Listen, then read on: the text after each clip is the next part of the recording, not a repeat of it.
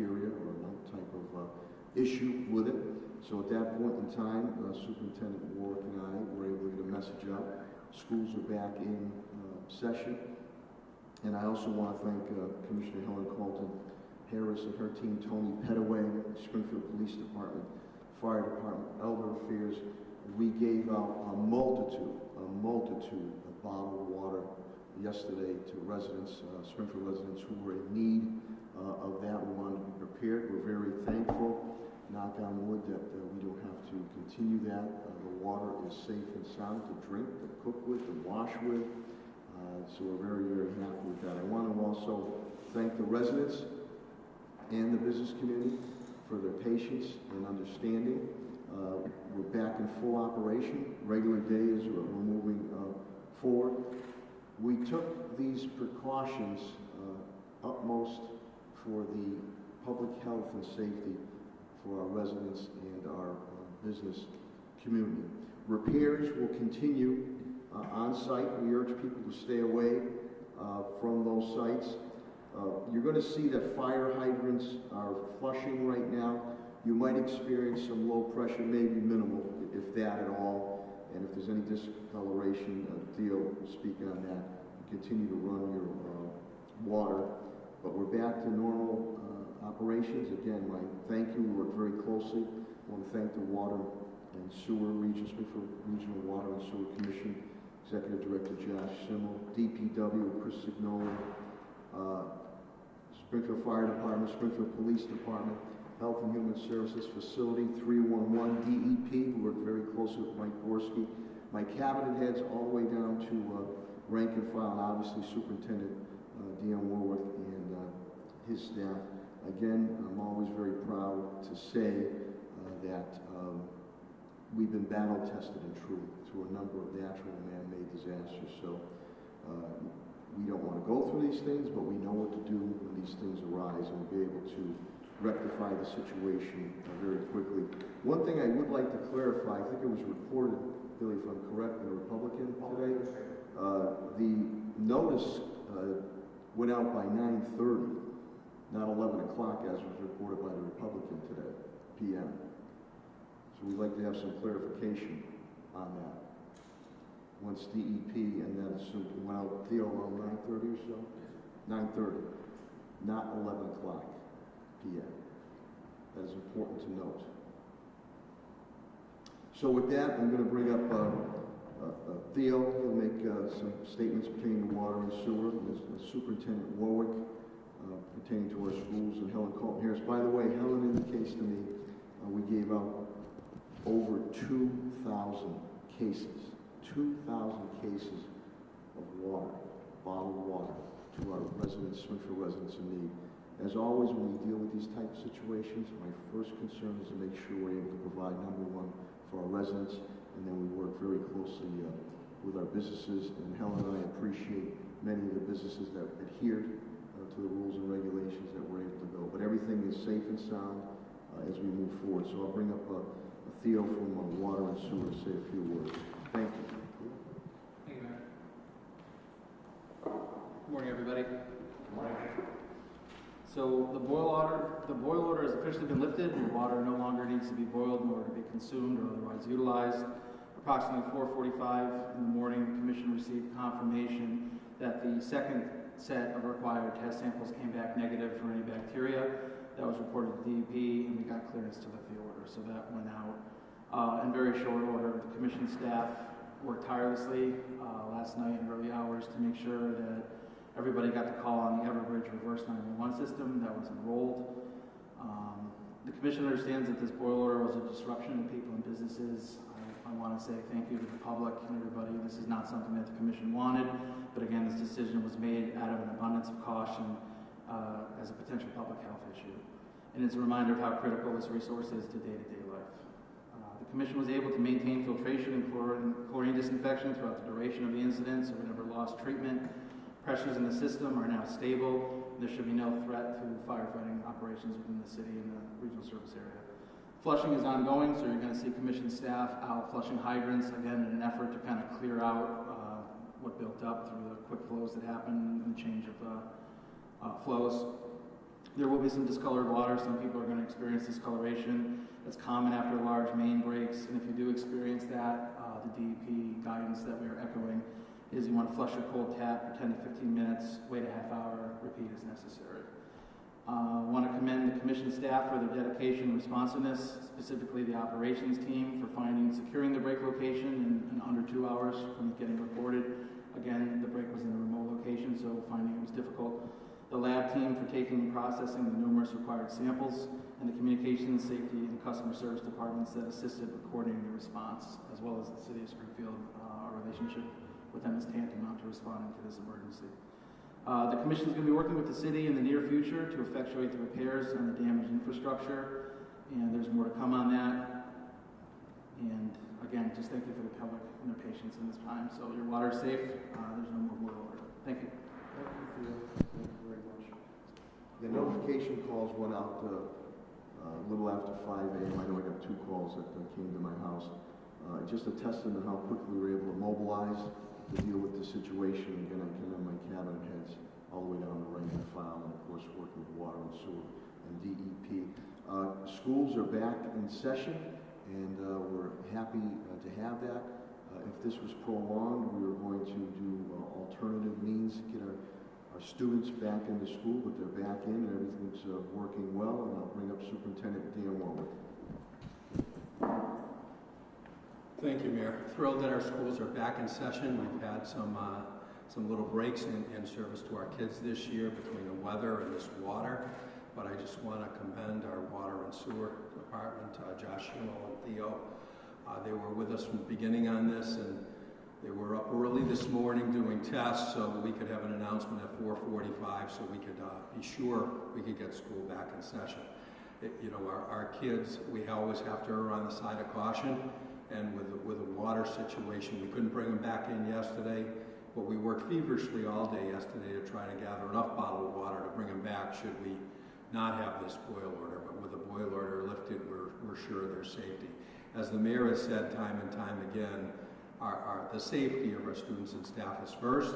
We had to err on the side of caution, and we had to wait till we had a safe reading this morning to make the announcement. So we did that. I think, we have the best water system in the world, and I'm just very grateful for the water department to be so committed to get everything back up and running so it's safe for our kids. Thank you. Thanks, Steve.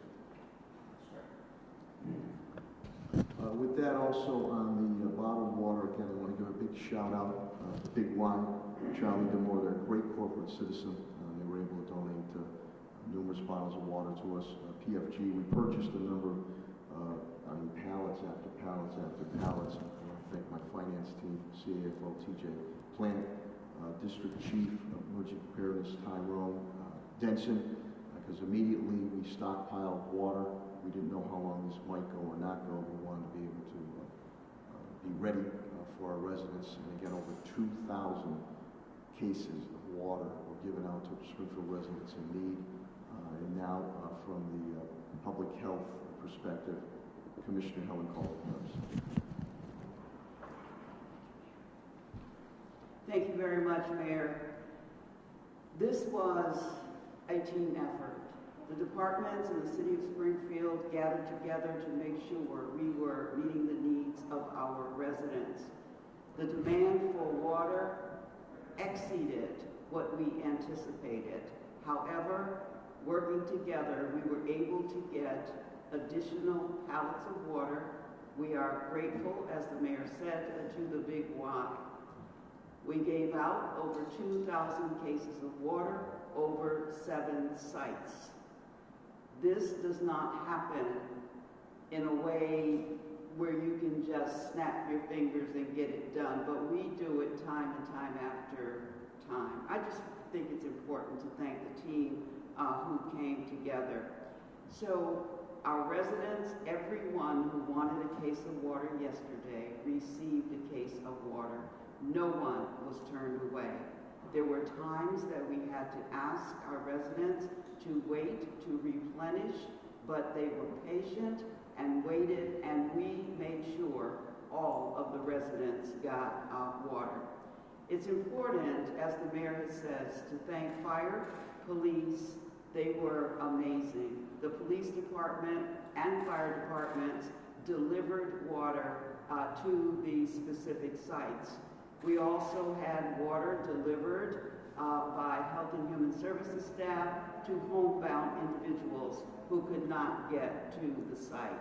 It is important to thank Deputy Chief Tyrone Denson, who was managing the sites at the time yesterday. And when the police department staff needed to go back to monitor the streets, Deputy Chief Akers and Daniel showed up to distribute water. So it's important to recognize that from the highest levels of the fire department and the Springfield Police Department, they were right there on site. Parks, facilities, Patrick Sullivan and team were very important to staffing, along with the Department of Health and Human Services, the sites. Tony Petaway, who works in my office, these individuals worked until 6:30 last night to make sure every one of our residents got their water. As the mayor said, we are grateful to our residents. Our residents once again had patience, showed up, and followed the public health advice that was given.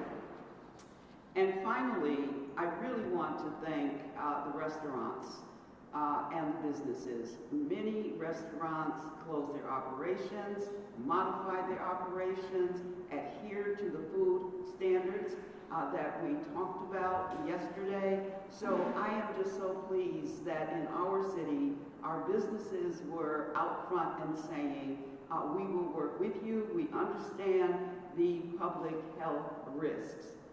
You have been told that it's important to flush the water, to clear the plumbing, faucets, showers, water, ice dispensers. These should be flushed at least for 15 minutes before you go and use that water again. Ice dispensers, empty your ice dispensers.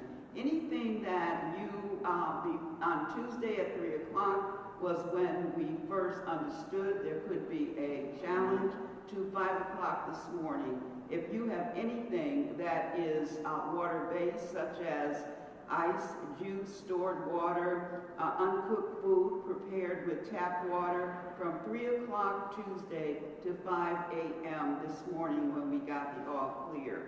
So we are, once again, I cannot thank our team enough and thank the mayor enough for his guidance.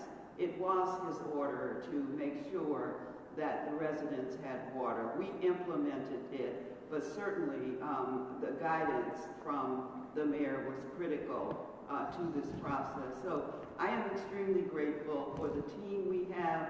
The mayor says it over and over again, and it can't be stated enough. When we need to come together to get a job done, to take care of the residents of the city of Springfield, the administration and the department heads come together and we make it happen. So we are grateful. Thank you. Thank you, Helen. Also, a shout out to DPW Director Chris Signoli and his team, and Fire Commissioner BJ Calvi and the fire team. Also, many who were on site. I also, and Danny will appreciate this too, John Kerrigan, because when the pressure was low and there was water situations, our fire suppression equipment in the schools had to be dealt with, and John Kerrigan was able to do that very, very quickly. So again, I'm just very proud from cabinet heads down to rank and file. Of course, working with water and sewer team and DEP, Mike Gorski. Again, we've been battle tested, tried and true, tornado, freak nor'easter, gas explosion, the worldwide pandemic, and now this 36-inch main water right there. We were able to get under control very, very quickly so our residents can go on with their lives and our business community can continue to prosper.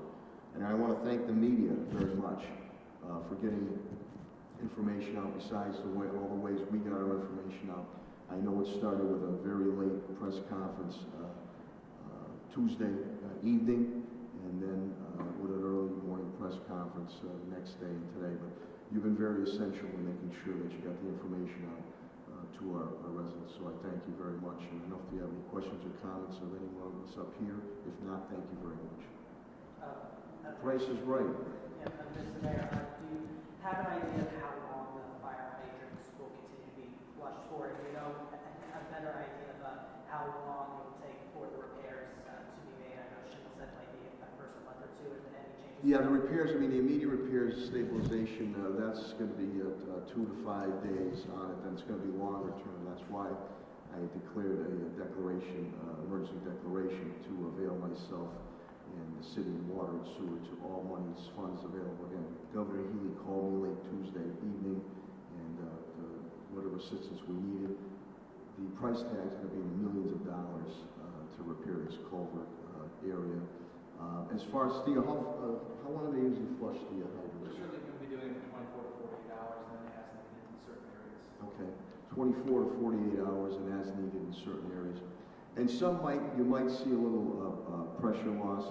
I know you might not see anything, but that way that they're being flushed at that point in time. And again, we didn't stop with any type of disinfectant. The treatment continued, the filtration continued during this mini crisis that occurred. And a quick follow-up Go ahead. for Sure. Ms. Wilson Harris. While repairs are still being made, although the boil water advisory is lifted, are there any more health hazards people should be aware of as the pipe gets fixed? I'm sorry, what's your bottom line question? I know. Are there any more health hazards people should be aware of, even though the boil water advisory has been lifted and repairs are still being made? Certainly, we are concerned about the GI tract, so nausea, diarrhea, things that bacteria might impact. We would ask our residents to look out for that. If they have concerns, contact their primary care physician. But again, it is during ingesting water during the period of time where we were under the boil water alert. So the GI tract we're concerned about, again, nausea, diarrhea, vomiting, and if it does not subside, please see your primary care physician. Thank you. And as of yesterday, even today, we have not received any widespread or any reports at all pertaining to that. But we want to put all the information out there. Paul? Just a question for the superintendent of schools. Any issues today, Dan, with school meals? Because I know those get prepared off-site in advance. Yeah, no, we were working on that from the beginning, Paul. It's a great question. And all the meals were prepared so that we wouldn't have an issue with that. So we would have been all set on that regardless of the boil order. We had prepared for that. Sodexo did a great job, as they always do, in our food service team. But we've been working on that so there wouldn't be an issue. Thanks. Duncan? Superintendent Warwick, with the heat disruptions already this year, so short in the school year, are there any plans or need really for recovery so early in the school year with missed hours? Is there any plans for that? Yeah, we're in good shape because of the way we build our calendar. So we build some extra snow days in, and we're way over the minimum number of hours. So we're going to meet all the requirements. Again, though, we'd like to get started without some of these disruptions at the beginning of the school year, but we're going to be fine. We built in a schedule to deal with it. Anything else? This was a little challenging to actually find the break. It took a little under 2 hours. Can you describe what into finding the water main break? Say that again. It was a little bit of an echo. I guess it was challenging to find the break. It took a little less than 2 hours. Can you describe what had to happen in order to find it? Well, I'm going to have Theo come up on that. When the break occurred, we even had drones over the Connecticut River at that point in time to identify the loss of pressure. But Theo, do you want to speak on that? So the commission had almost literally land, sea, and air assets seeking to find the break. A break of that size, you would think you'd be finding it pretty obvious. It would be pretty clear where the break occurred. The issue was it was in a remote location. It was in a wooded area behind Big Y along St. James, and fortuitously there was a mass DOT job occurring near there, and there was a citizen that was behind the area, viewed the break, and came and flagged a police officer. That's how we were able to locate it.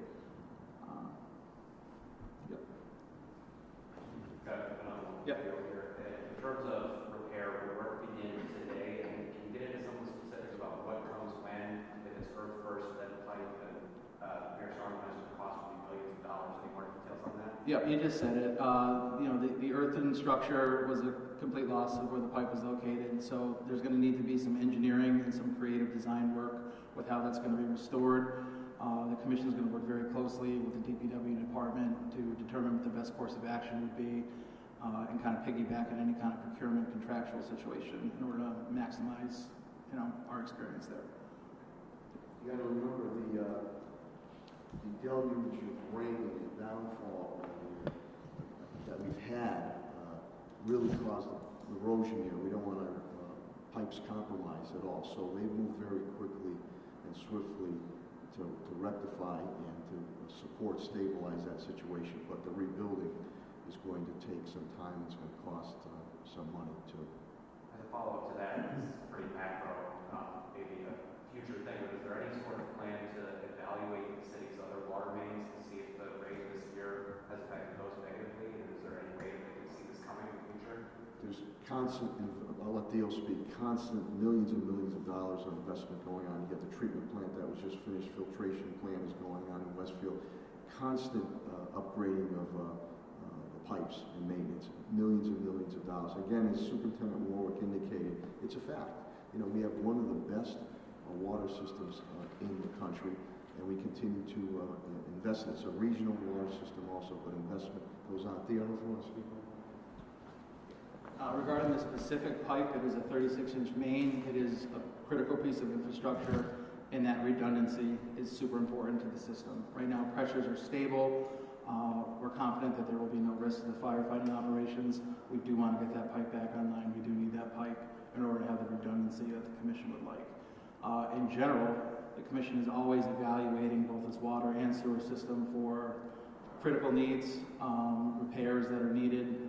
It is an aging infrastructure, but it is one that we are putting in unparalleled amounts of investment in the coming future, in the next couple of years, system-wide. Thank you, everybody. Appreciate it. Have a good day.